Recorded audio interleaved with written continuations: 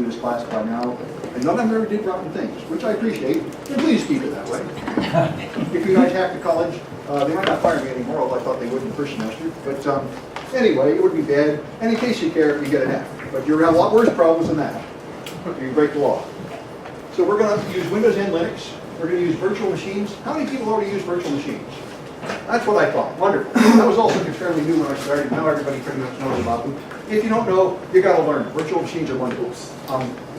Anyway, so we'll be doing port scans to find vulnerable systems. We'll be exploiting SQL vulnerabilities and buffer overflow vulnerabilities, writing Trojans, inserting backdoors and rootkits on machines, and talking about how to protect yourself against these things and how to prevent them.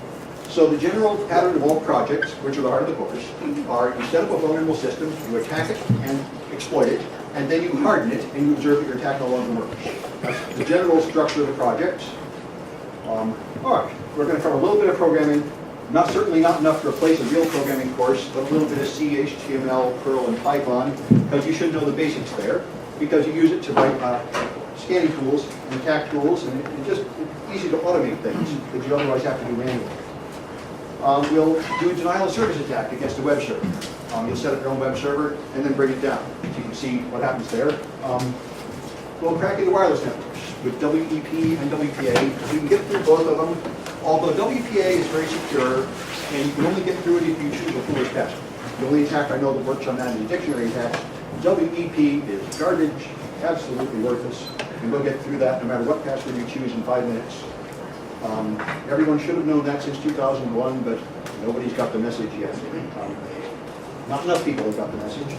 Let me just, since it has come up, let me just point out something. There's a course after this one, the Advanced Ethical Hacking. One of the things these guys did was get a really big antenna in Ward Drive, San Francisco, and we found 3,000 wireless networks, and half of them are using WEP. So the total number of networks in San Francisco that we could find that we couldn't get into in 5 minutes is 23%.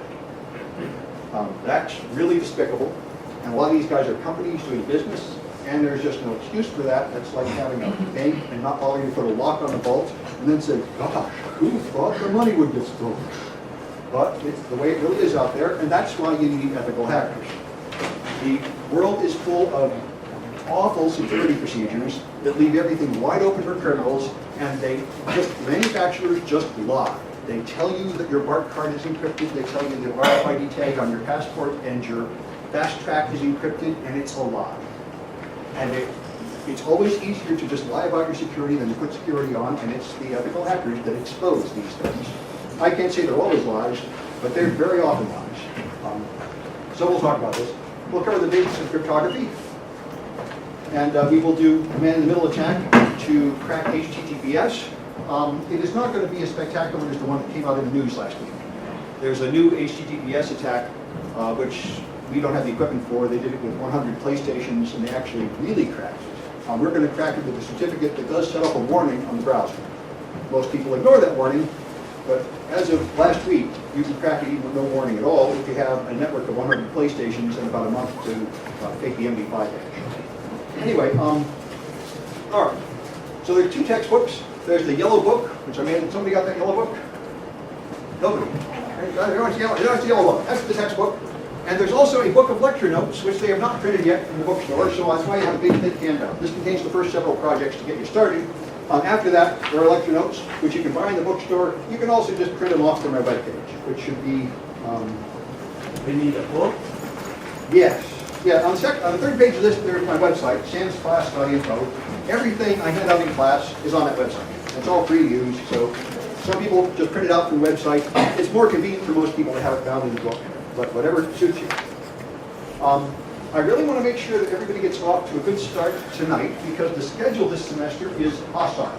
We have 1 meeting, then we have 2 holidays. I won't see you again for 3 weeks, so both the add date and the drop date pass without me getting a chance to see you. And if people walk out of here and they aren't ready to begin, they're going to be 3 weeks behind when I see you again, which is a shame. So I want to make sure everybody can get going. That's why you have such a large pile of junk down there to take home with you. You should have enough there to get you started on several projects. All right. And I've already downloaded this lecture. There's 2 things I want you to fill out here.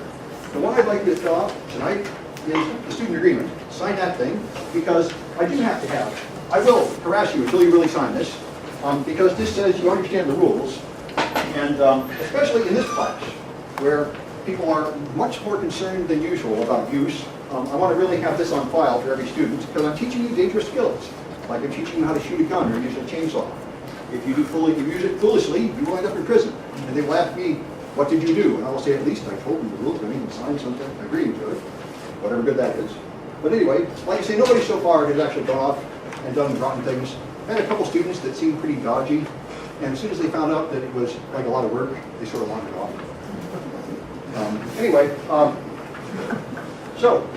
I should say a few words, I guess, about the grading and such. There's quizzes every week, approximately, and a whole lot of projects, that all adds up to a lot of points with final exam. And as you'll see on first page, you get 90% of the points, you get an A, and 80% is a B, 60% is a C, and so on. You can take this class pass, no pass, which is incorrectly described here as credit, no credit, if you want to, but you have to do it by a certain date, which is I think 3 or 4 weeks out.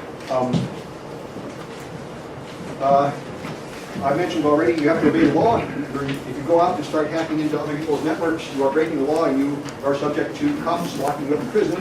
And even if you tell them I told you to do it, which I'm not, that's not going to save you. The worst you can do is drag me down with you, which is probably not going to work either because I'm explicitly telling you not to do it. So anyway, don't go breaking into anybody else's stuff.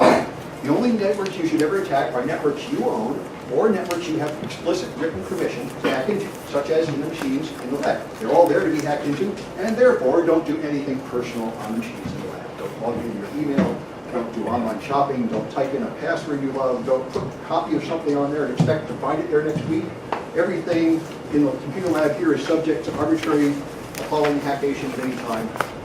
You may well come back and find out some other student has erased the hard drive completely and installed some bizarre operating system on it, filled it with Trojans, stolen everything on it, and so on. And that's just people doing their homework. You're not supposed to wipe out another student's work, but it certainly happens fairly often there. So be aware. If you discover that you're late on something because you were almost done and someone wiped out your hard drive, let me know, and I'll extend the deadline. Normally, if you turn things in late, you lose 2 points. If you have a good reason like that, I'll extend the deadline. All right. If you miss a quiz, let me know, send me an email, and I'll fill in that quiz by averaging later quizzes if you have some kind of good reason, like you're sick or you had to work or something. You don't get points for attending, and you don't lose points for not attending, although you'll miss quizzes. So if you have to be absent, just let me know, hopefully in advance, and I'll just fill in the quizzes by averaging later ones, and if appropriate, extend deadlines. If people do cheat on things, you lose points. You can even fund the class by cheating, but I don't have much problem with that in here. It has happened in beginning classes. If anybody has a need of some sort for accessibility, larger pin on the tests or something like that, let me know. And I will try to accommodate anybody. It is common that I get students learning computer skills because they have physical limitations, which is a fine idea. That's kind of why I went into it myself. My wrists started wearing out after enough years being a database analyst. Best you know, I can just teach instead. So that was my accommodation for physical limitation. And running computers is a good job for people with mobility problems. So, but if you need help, let me know. Anyway, are there any questions about anything? Where did the ad codes get to? Who's got them? Okay, good. Everybody get an ad code that wanted one? Well, good. Not too many people wanted them. Good. Some people.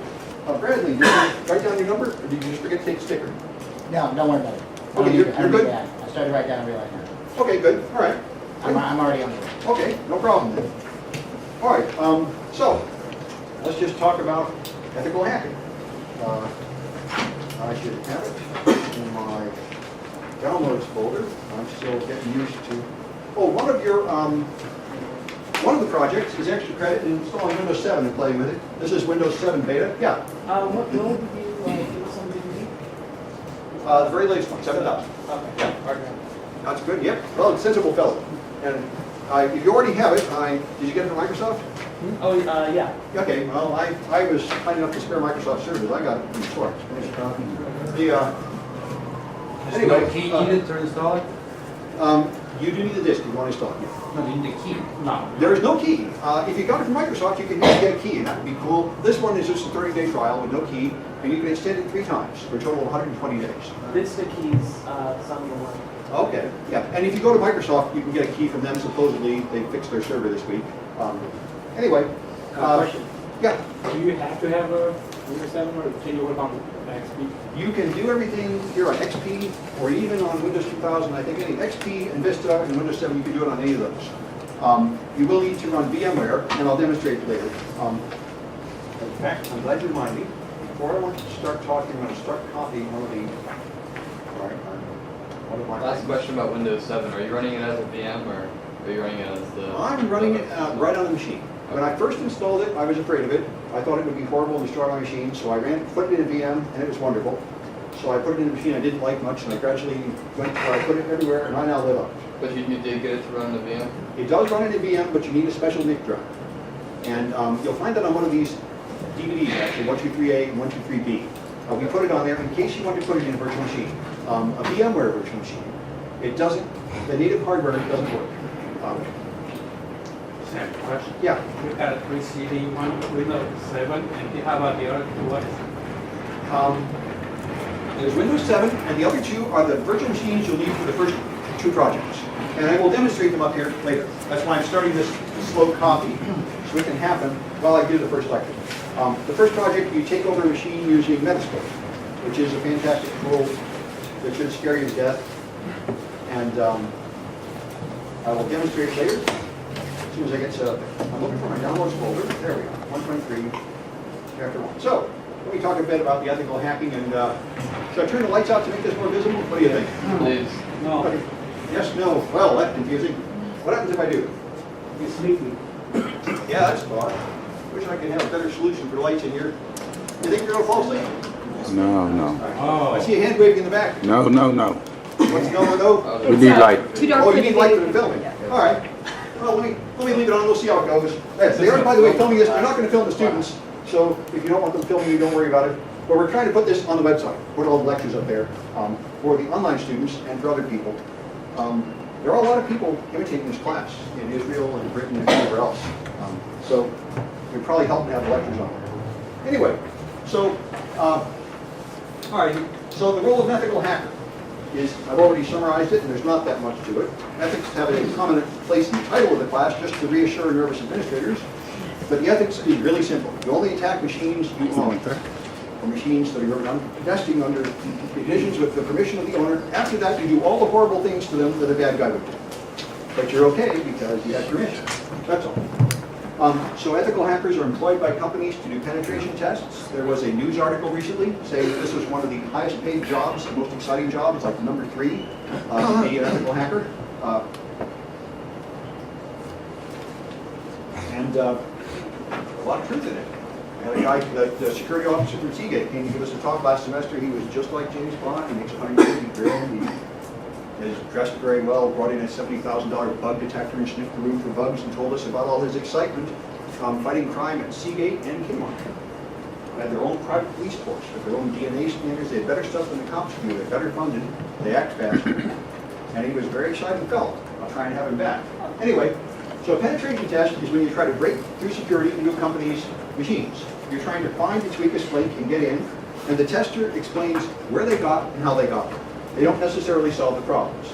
A security test and a security audit is a more thorough activity where you make recommendations how to improve the network and you check all their security.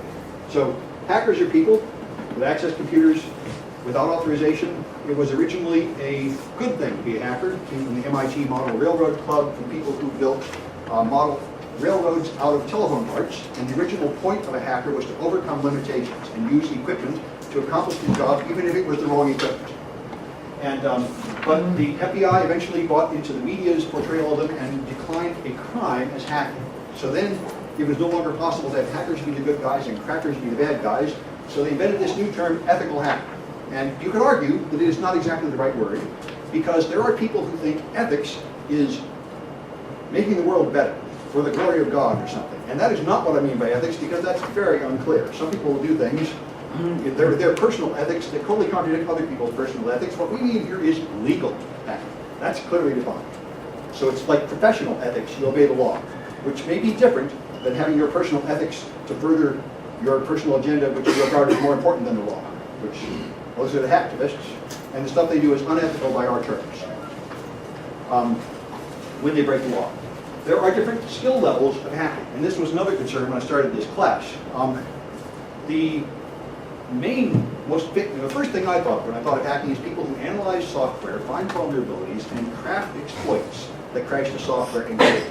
And that is an extremely advanced computer programming activity requiring machine language, and the prerequisites for this course are not appropriate for that. What we're going to make in this class is script kiddies. There's a time when script kiddies were sneered at as idiots that don't even know what they're doing, they just run programs without understanding them. But what's happened in the last 10 or 15 years is the pre-packaged programs that attack machines have gotten so powerful and so good that they are very effective at testing security, and you have to know what you're doing to use them. So even though all you're going to do here is use programs that other people wrote, you can still do a good security test with them, and that's enough to make a couple courses and a certification out of it, so that's what you're going to learn here. If you want to learn how to analyze source code, find the vulnerabilities, and attack programs, you've got to first start over in the CS department and learn some languages like C++ and Java and such, and you've got to learn them very well. And machine language, which is a good thing to do, but it's not what you're going to learn in this class. We're just going to use programs that have already been written by those guys to attack things. We're going to write a couple little scripts using some scripting languages, but nothing very advanced.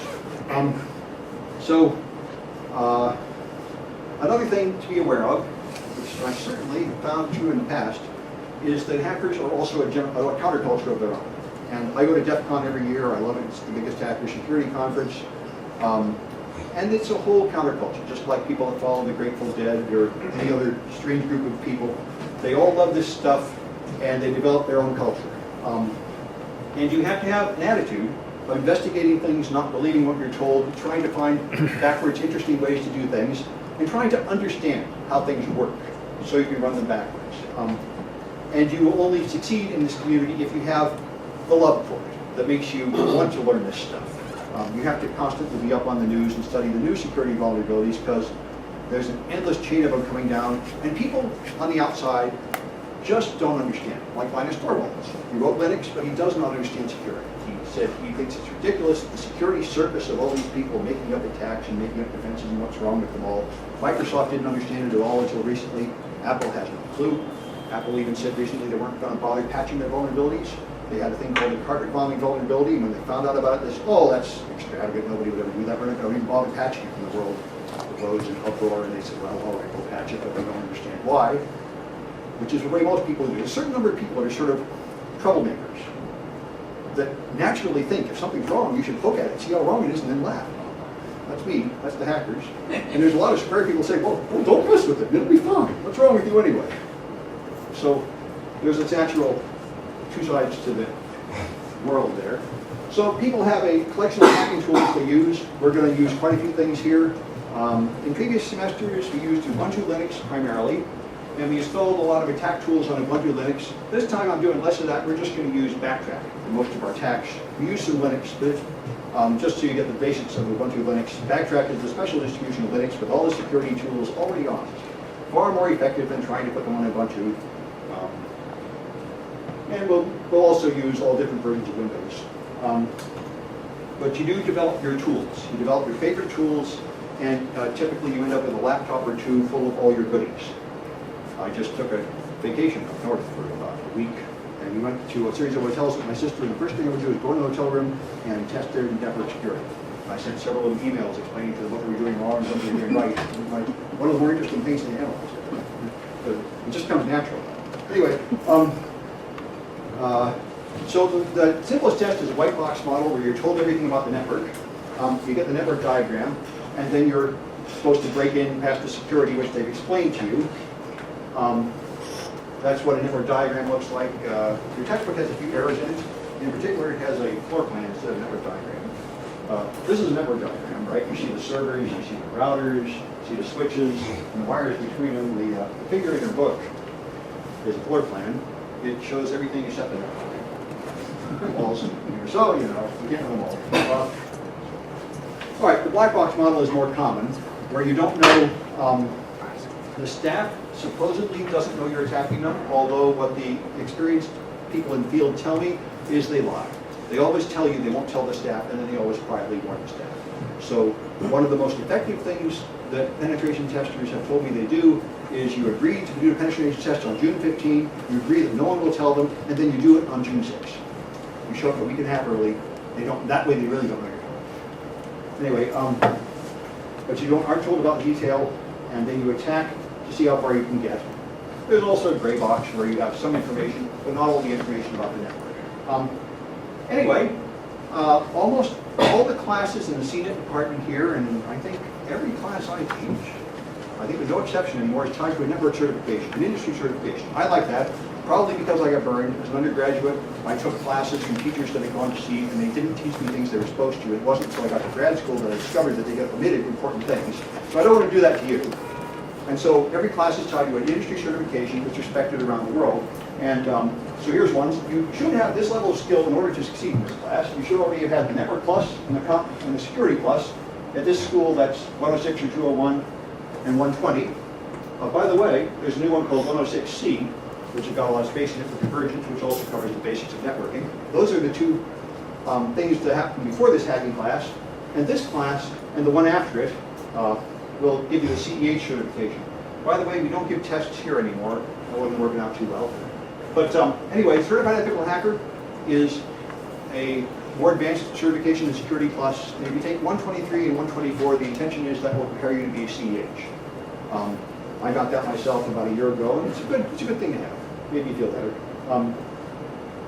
It doesn't take you to the top of hacking, but it takes you halfway up. ICECOM has another one, the OPST test. I can't find an easy way to take that test locally, so I haven't done it yet. The most famous security certificate is the CISSP. Most professionals tell me that you cannot really survive as an independent consultant in security without being a CISSP. But the requirements are very daunting. You must have 5 years of industry experience. You must continue to accumulate certified credits or lose your certification after 3 years. It costs a lot of money to take. I think it's kind of unreasonable for us to get you to that level of community college, and I'm not one yet. But it is a good thing to have. Anyway, the SANS Institute has a lot of information about security, and one thing they have here is the 10 most important vulnerabilities. I think we'll talk about those.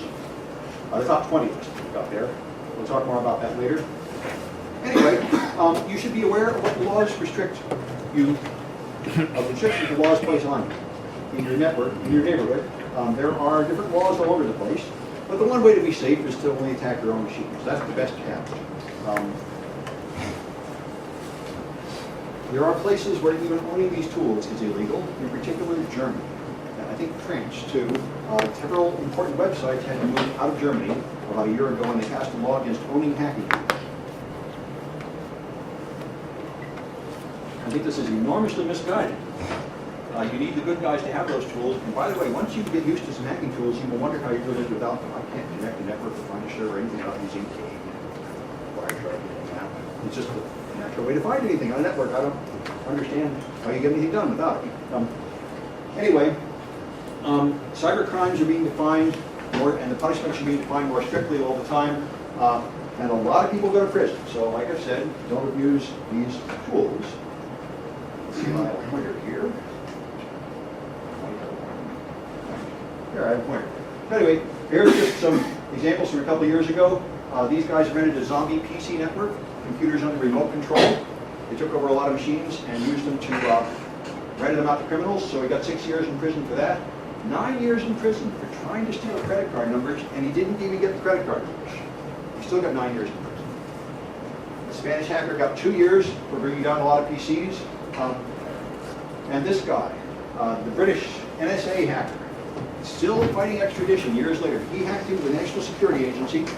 He said he got in because they had machines with remote registry turned on, no administrator password, left on all night unattended. So he got in through one of them, was in there for more than a year, wandering through all the network because his interest was in UFOs. He believed that the government had Area 51 UFO information they were keeping it secret, hidden on NSA machines, and he thought he could find them and expose it to the world. And anyway, he's scared to death to be deported to America. He trying every possible dodge in the book to avoid it because he thinks he will sit with Guantanamo Bay and torture him. Which I can understand him thinking. Anyway, he's still resisting his extradition from Britain. I don't think we've got him extradited here yet, but they are trying vigorously. So if you do mess around with other people's machines, you are asking for trouble, just like robbing a liquor store or a bank. Port scanning is a fairly innocuous activity where you just send a lot of packets to a machine to see what packets it will send back, just to find out what ports on that machine are open for business. I do this all the time. It's generally considered legal. The main tool you use for that is Nmap. Fyodor, the author of Nmap, just reported in his research at DEF CON, he port scanned the entire internet last year. And he wrote a book about it. He publishes the results, he finds out what ports are open on the whole internet, and he said many networks did detect him coming, and they found out who was scanning us, and they said, "Who are you?" And he said, "I'm Fyodor, I'm scanning the network." He said, "Oh, wonderful.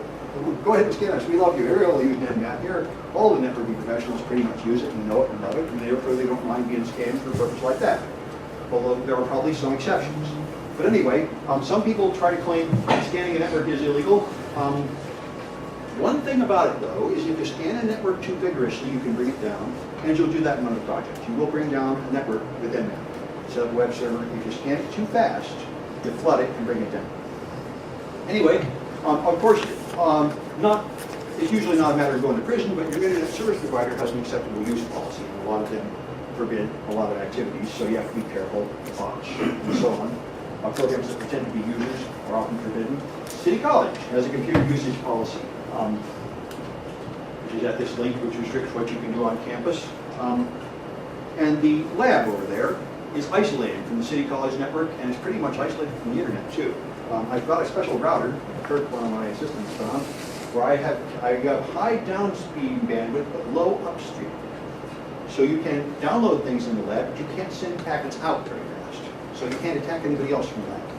Normally you have firewalls to protect you from the world, but in there I've got the network set up to protect the world from you. So you can attack each other, but you can't attack other people from the lab. That's the idea.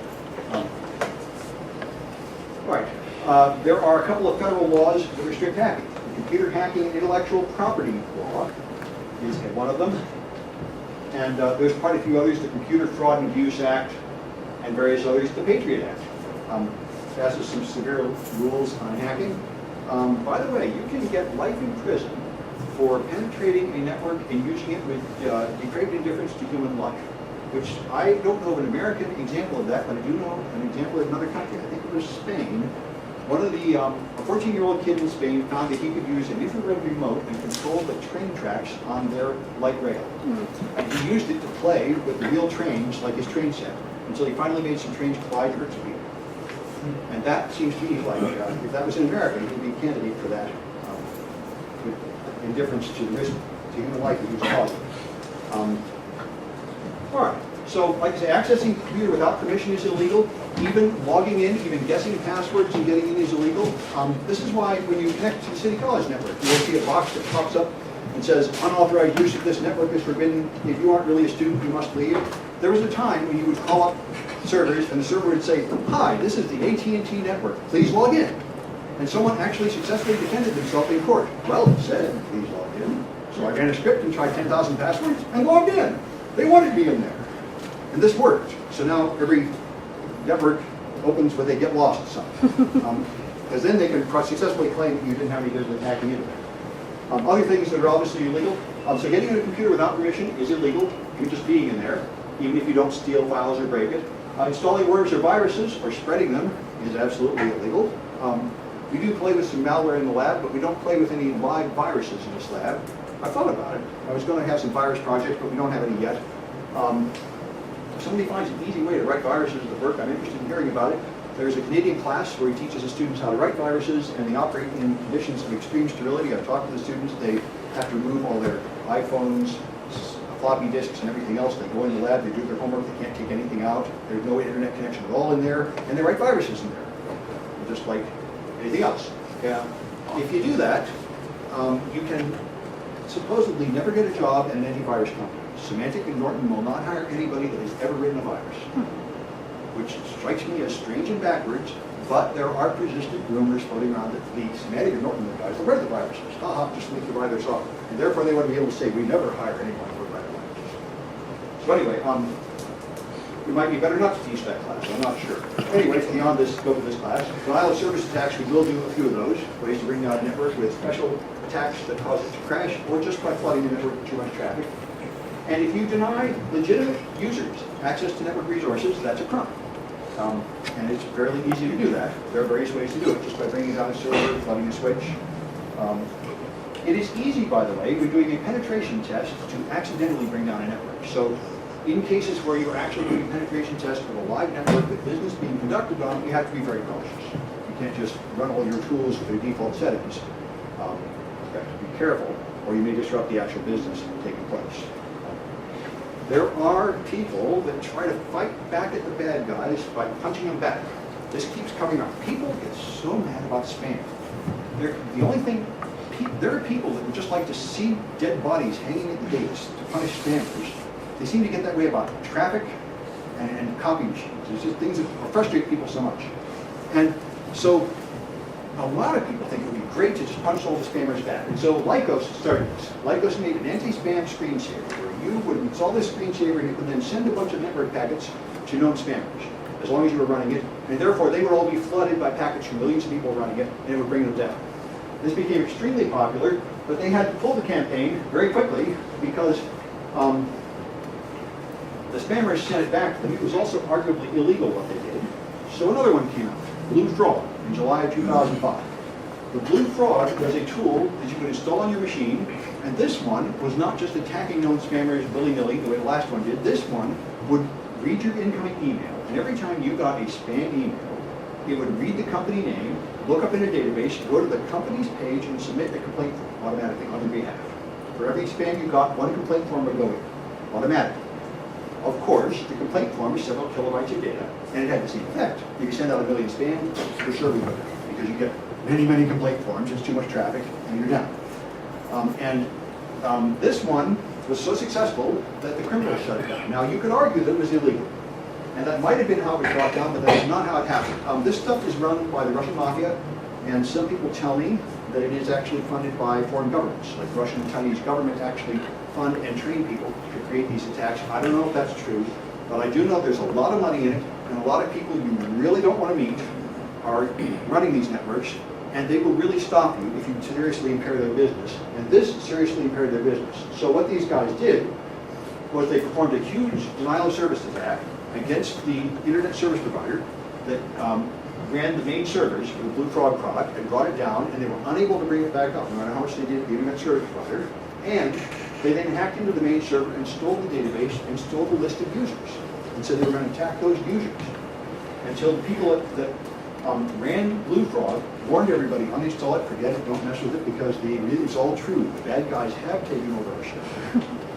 And this is not a good thing for us, right? This means that there's a crime going on. Spam is a crime, and people fought back in a sort of vigilante way, and it was not the law that shut them down, it was the bad guys riding them with their gangs, blowing them away, shutting them down. So right now, the internet is owned by the bad guys, controlled by the bad guys. And the only law, such as it is how big the gangs of bad guys are. It's sort of like a town controlled by organized crime, which is why we need trained network security people, like you.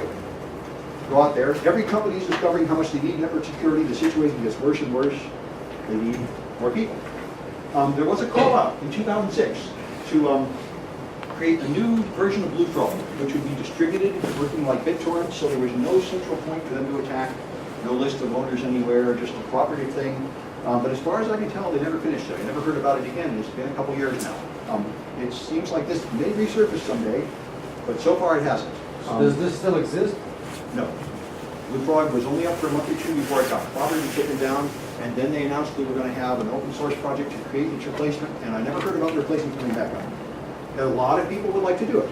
In general, there is a group of people that believe you should take direct action to attack people who attack you. This is called offensive security. And there's a very interesting book about it, offensive security, talking about how to attack people. It is unethical, unwise, and illegal to do it because you don't really know who attacked you.